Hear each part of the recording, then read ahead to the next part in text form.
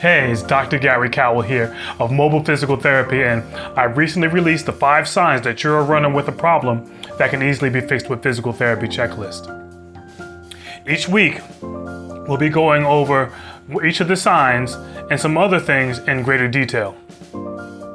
This week, we'll be reviewing the last sign, number 5, as well as some of the misconceptions and bad advice regarding returning to running.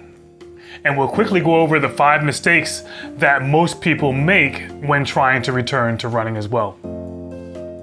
So sign number 5, that you're a runner with a problem that can easily be fixed with physical therapy, is that your pain or injury is recurring. If you have the same pain or injury season after season, or when you reach a certain mileage or intensity, most likely you need to see a skilled professional, because they can find the underlying cause and take care of that. We place our running clients through a runner optimization assessment, a physical evaluation, and a running gait analysis as well. Many of our patients' mechanical faults are discovered during the running optimization assessment or the gait analysis. And we resolve these issues whether it's in person or through virtual treatments. So some of the misconceptions that I hear about returning to running is misconception number 1. If your knee hurts, there must be something wrong with your knee. Now, there could be something wrong with the knee, but it's not always an issue with your knee specifically. The knee is what we call a dependent joint of the lower extremity. And that's because once your foot hits the ground, the whole entire leg functions as one. And your knee has to deal with the stresses coming up from the ankle as well as coming down from the low back and the hip. So what's happening at the hip and the ankle can influence what's happening at your knee as well. Often, when we're looking at the knee of a patient, we also look at the ankle, the hip, and the low back, and anything else that can contribute to your pain. And these issues are usually discovered and addressed during our running optimization assessment. And if you have any pain with running, we'll utilize the running gait assessment to connect the limitations discovered during the runner's optimization assessment with any gait deviations that you may be presenting with. You also want to avoid treatments and advice from friends who have the same issue. You know, my friend said that I have the same thing, and she said, all I need is an adjustment to get my hips back into alignment, and that should be fine. I've heard that the reason that I have low back pain is because I have a weak core. I have the same pain as my friend, and it must be my core. And this is where we can get into trouble, because listening to our friends, like we said in video number 1 of this series, the wrong exercise at the wrong time can result in injury.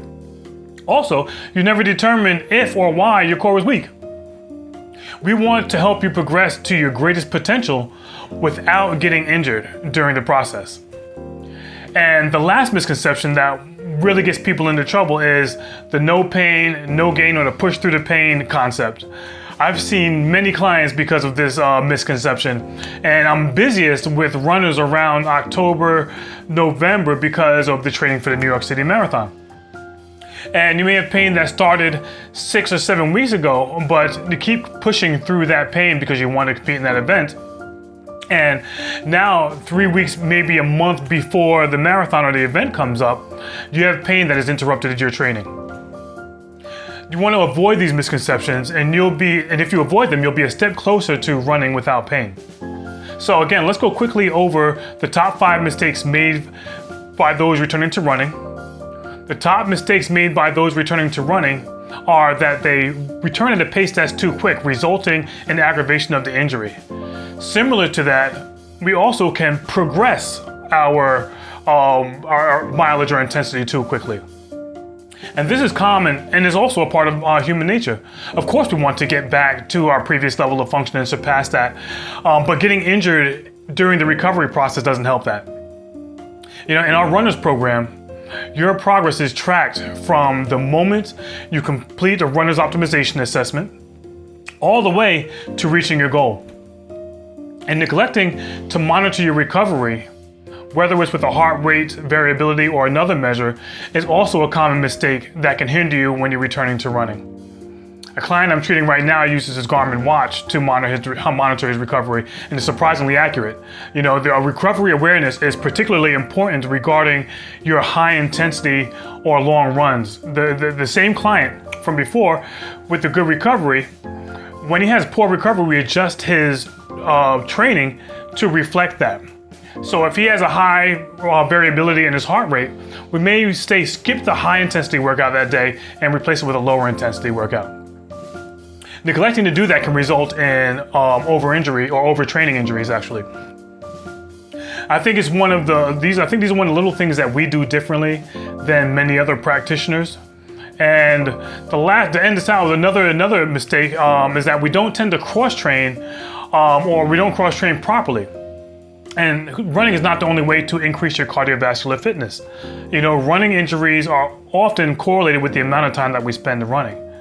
So a nice way to counteract that is to cross-train through swimming, biking, and other activities that can still improve your cardiovascular endurance while decreasing the stresses that are placed on your body when running. And lastly, being a physical therapist and a certified gait analyst, also holding a board certification in orthopedics, we look at your form. We look to see what's happening at initial contact, at the absorption, and the propulsion phase. We observe what's happening in your upper body as a result of what's happening in your lower body mechanics, or vice versa. We look for things like your arms, are they crossing your body? Is the ponytail bouncing all over the place? These things we look for because clearing these up decreases the overall stress on your body and limits your possibility of injury. You'll also be better prepared to improve your speed and efficiency while running. So, in summary, we went over sign number 5, that you're a runner with a problem that can easily be fixed with physical therapy, which is you have a recurring injury that returns season after season or when you reach a particular level of intensity or mileage.